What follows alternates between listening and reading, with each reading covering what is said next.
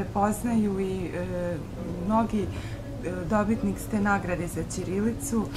Slava Bogu, to je udruženje Ćirilica koje, to je jako važno, znate, da se izborimo za naš jezik, za to specijalno pismo.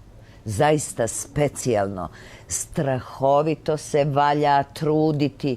To je identitet naš. To slovo, taj način, to je naš identitet. Ne vidim zašto bismo ga se stideli, naprotiv. Jel savršeno? Jeste. Svaki glas ima jednu oznaku, pa da li ima lepše i bolje? I to je na polzu, jel, našu. Zašto bih se ja toga stidala, nego kako, nego ću da se borim. Meni se ne sviđa globalizacija.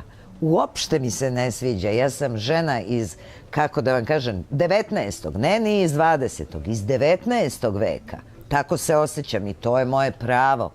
Ne vidim zašto bih povlađivala tom jednom šišanju svake različitosti i političkoj korektnosti kao sve je svuda isto. Nije istina. Nije istina. Drugo, ovdje najveća borba sad je sa strane zapadnog sveta, zato što je agresivan. Ali isto tako, vi imate Kinu, Japan, koji uopšte se ne potresaju, oni se ne odriču sopstvenog pisma zato što posluju sa zapadnim svetom. Ne, nego ga neguju i dalje veoma čuvaju.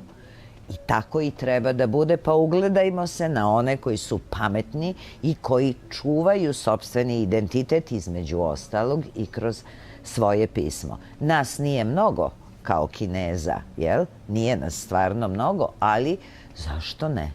Zašto ne? To je moj put, ja tako nalazim, moji su roditelji u ostalom profesori književnosti i jezika srpskog i ne vidim zašto bih ja odustala od toga. Drugo, ja glumim na srpskom jeziku, glumila sam i na engleskom, glumila sam i na francuskom, glumila sam i na nemačkom koji ne znam, ali to je isto u redu, u glumi se može raznih stvari, ali na istom tragu civilizacijskom je i to da se borim za očuvanje ćirilice i očuvanje srpskog jezika.